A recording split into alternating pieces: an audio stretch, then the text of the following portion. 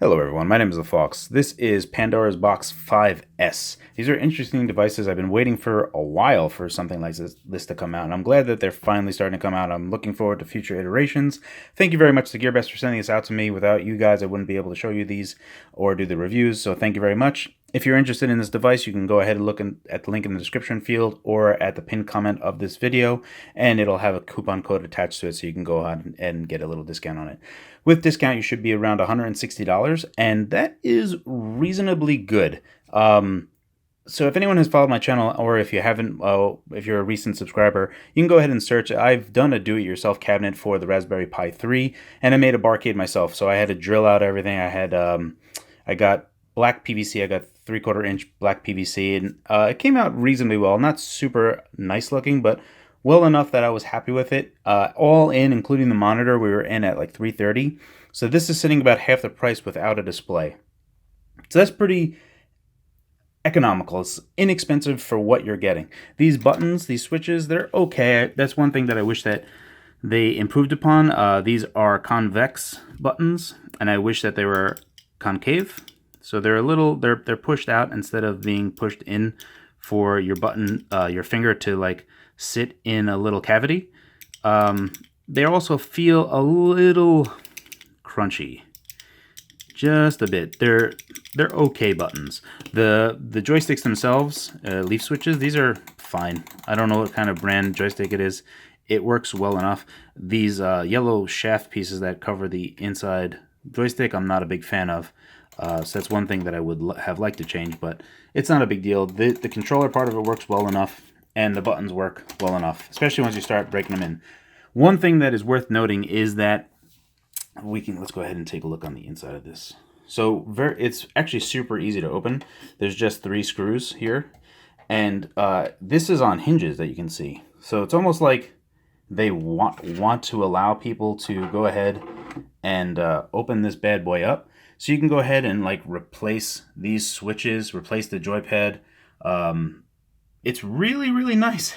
The amount of attention that they've given to the consumer with the idea that, you know what, maybe they're going to want to do things differently. Maybe they're going to want to change things up. And the wiring and everything is super nice.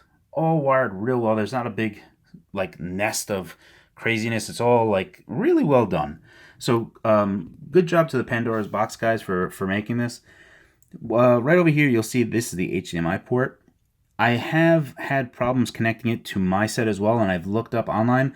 Other people are having difficulty exporting via HDMI as well, so that seems like a thing that your TV really is going to have to support, potentially some type of weird resolution that this guy is trying to output. I've fallen back to the DB15. This is a VGA port. You can also connect this as a 3.5mm audio jack, and here's the potentiometer for controlling the sound. Now, you don't need to use this 3.5mm audio jack because it has a giant big speaker connected to it. So again, you can control the sound just by using that potentiometer. And then we can see an all-winner A13 right here. This is the Cortex A8 chip, and I think it has 256 megs of RAM. Right here is the interesting bit. See, it says quality control. It has 2 stickers on it. But it's an 8GB micro SD card. You can kind of make it out in there. And it's pretty interesting for multiple points, because maybe you could potentially take this out and replace the ROMs. I'm not going to do that, because one of the things that I do like about this entire setup is that the entire experience is already done. It's almost like a, why is the name escaping me? Hyper something. Basically, it's a already made front end that has videos of the games being played. So it's not just a screenshot or just a banner of what's being played. It's also a video of what is being played as you're going through all the lists, which is super nice, and something that you're not going to get from the Raspberry Pi without a lot of tweaking and a lot of work. So as a thing that you can just buy and start using, yeah, you're not going to be probably adding ROMs to this, but it does have a lot of arcade games in there, a lot of arcade games that you're going to be interested in playing. So as just a thing that someone doesn't want to do all the do-it-yourself work and just wants something that's nice, connects to a TV, and looks nice going through it, and has a decent enough user experience, a decent enough UX, at the price, it's really compelling.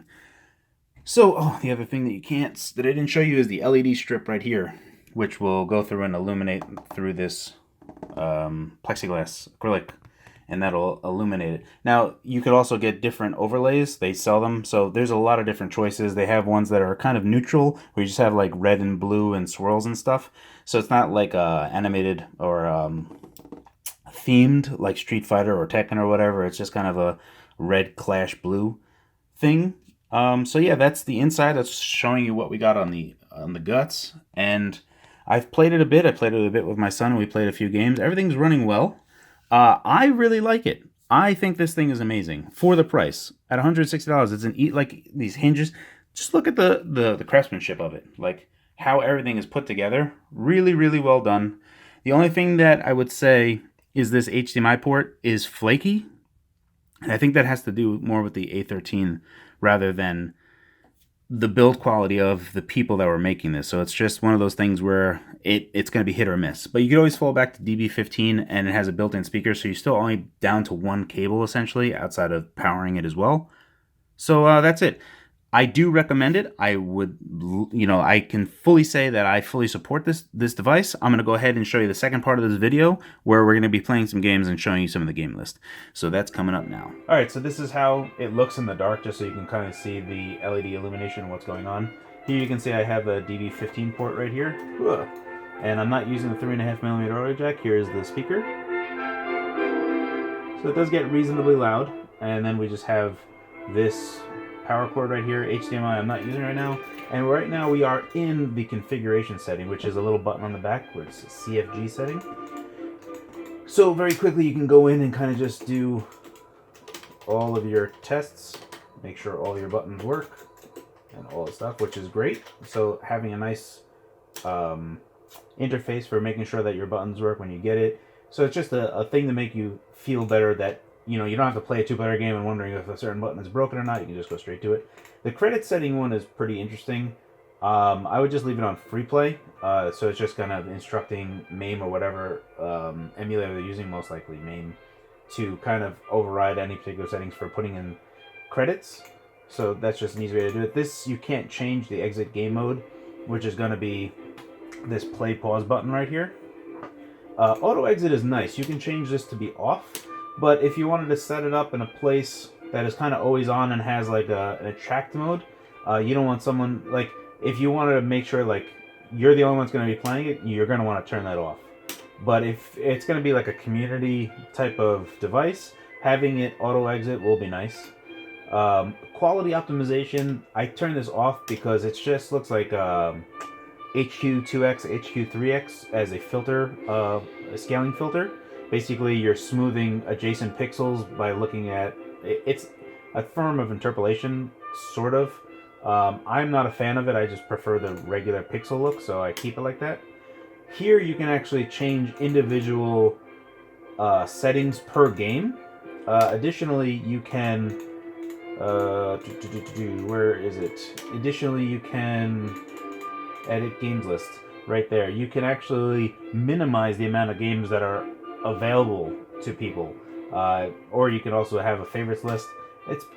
It's pretty nice. Let's go ahead and go back.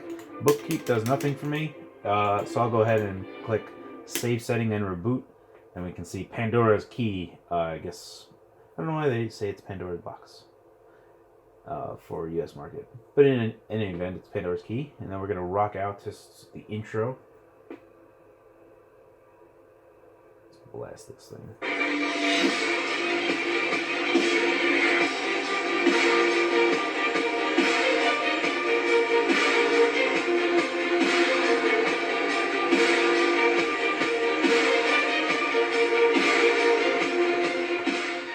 Waba.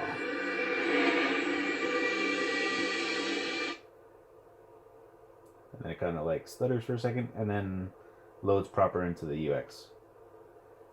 So, now this is one of the things that I really, really enjoy about this entire experience is the movies that play, the demo videos that play, so that it's not just a picture, you get a very, very good indication of the type of game that you're going to be playing when selecting the game. And that's a huge feat. HyperSpin, that's what it is.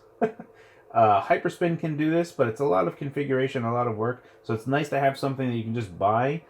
Additionally, it comes with a lot of good arcade games. Like there's not like nonsense stuff in here. There is some stuff that might be off the beaten path of what people are used to playing, but for the most part, they're like Neo-Geo, Sega games. There is a lot of really good, of course, Capcom games, CPS games. So all of the arcade games that we all loved, like when we were young. One of my favorites being Black Tiger. This isn't on here, and it's one that I've played. You can actually see it playing when I do my review. Not my review. When I did my Do It Yourself kit.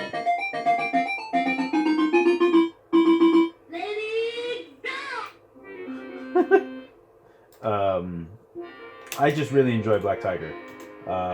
And being able to go into configuration option and make sure that the HP filter thing isn't on there is really nice.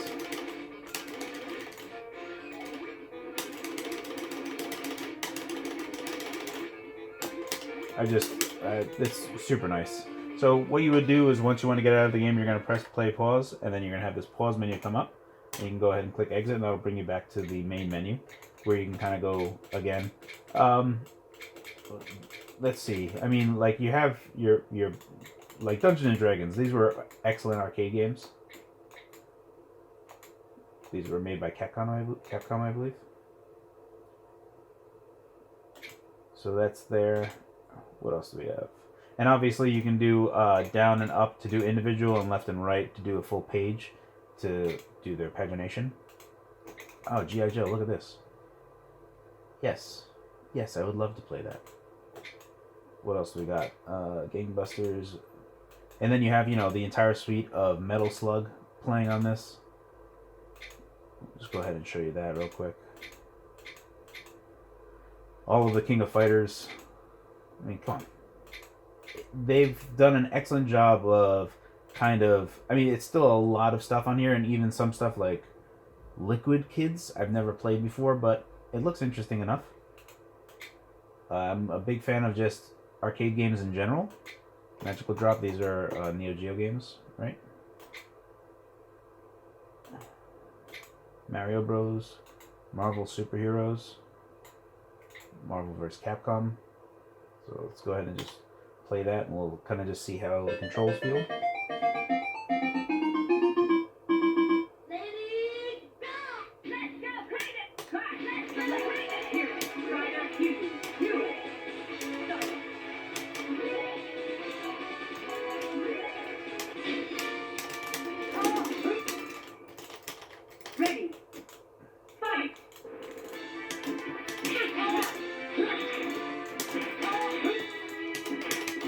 So all the buttons are there.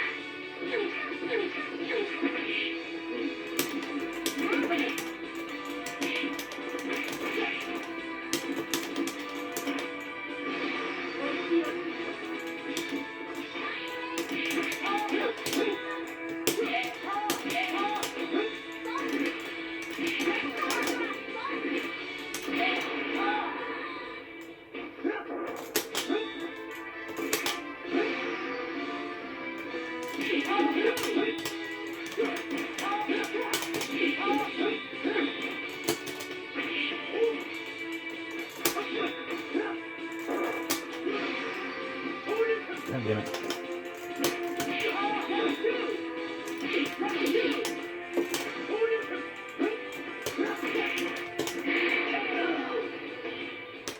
So, plays excellent. Let's see what else we got. We got all the Metal Slugs. Perfect. What else do we have? We have to check out if Pac-Man is here, right? It has to have Pac-Man. Pac-Man, of course. Let's see if it has Ms. Pac-Man. MS. Yes, Ms. Pac-Man. Awesome.